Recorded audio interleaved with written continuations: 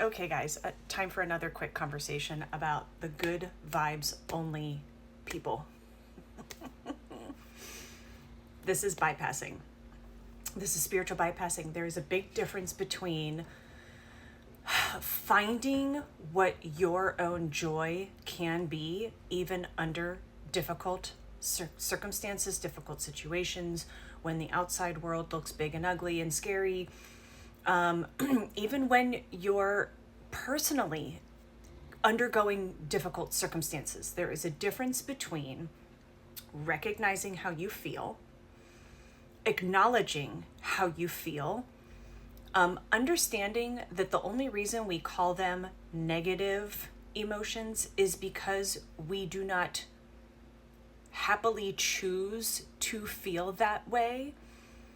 But they're not negative in terms of I'm going to manifest horrible, terrible things because I have a feeling that feels sad or feels scary or feels anxious or feels angry or feels insert whatever negative connotation, right?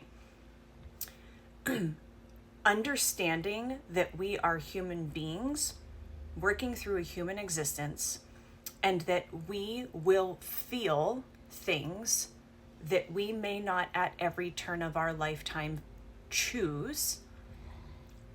That doesn't mean that we're low vibrational. That doesn't mean that we're not spiritual. In fact, it is, in my personal opinion, very spiritual to acknowledge those emotions so that we can work through them in a healthy and therapeutic manner.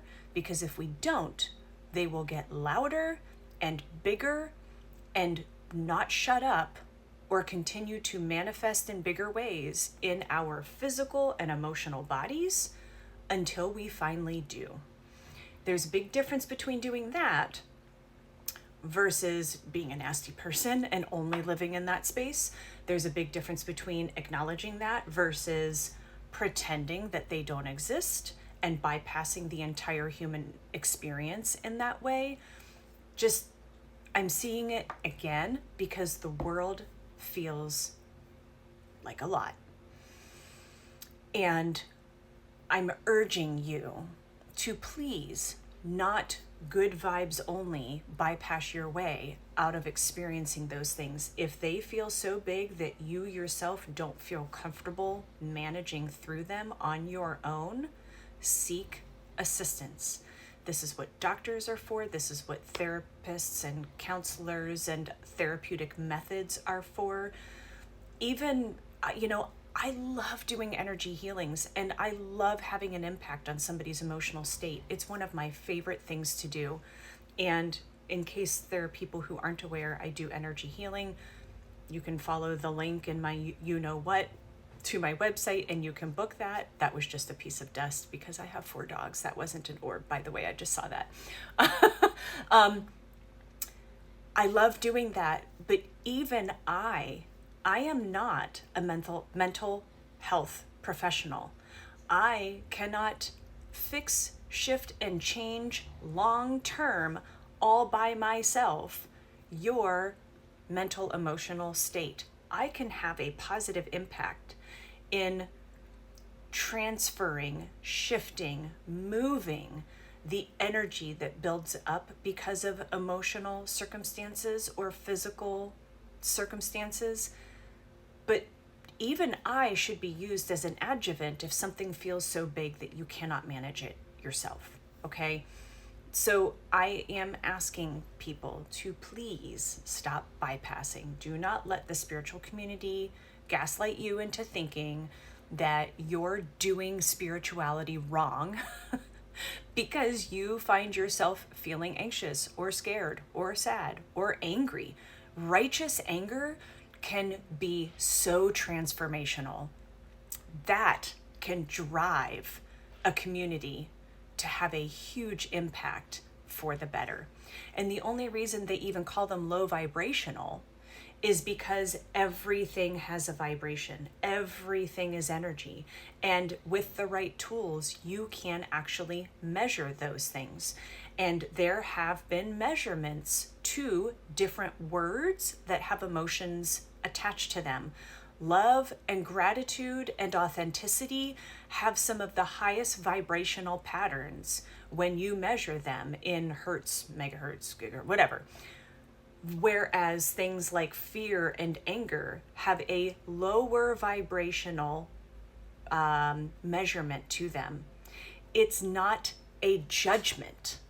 Do not let those measurements then cause you to pass judgment on yourself or judgment on others because somebody got mad. Somebody felt scared. Okay? So, all of that coming back around, if you do need some assistance in working through some of those emotional, energetic states that feel big, where we can, I like to say it's turning the volume down. I can help you turn the volume down on how big those things feel. Meditation can, working through mundane tasks can, petting your animals can, being with community with like-minded individuals where you feel safe can. These are all things that you can do to try to help turn the volume down on how big that feels so that you can approach it from a more even-keeled perspective to try to have a bigger, longer lasting impact on those things, okay? Also, people liked my glitch in the matrix story the other day. If you stuck around 6.5 minutes to get here. I have a couple others of those. I also have Kundalini Awakening stories that I don't remember if I've ever done any videos on here way back when I had very, very, very few followers or not. I'm happy to do those again. I also have had many different types of paranormal experiences, including seeing, very infrequently, but seeing, for lack of a better term, ghosts. I have some concepts and ideas around what that may have actually been. Probably like other dimensional timelines, kind of overlapping portals where it kind of shifted and moved. Haunted homes that I've lived in and paranormal experiences I've had since then. Let me know what kind of stories you want. We live an interesting life. So my daughter used to see auras when she was younger. My son has seen apparitions and orbs. We have had many circumstances where I've had to clear things. I've had a shadow person in my home. So let me know what kinds of stories you're interested in. Maybe I can make my way through them. So, all right, thanks, bye.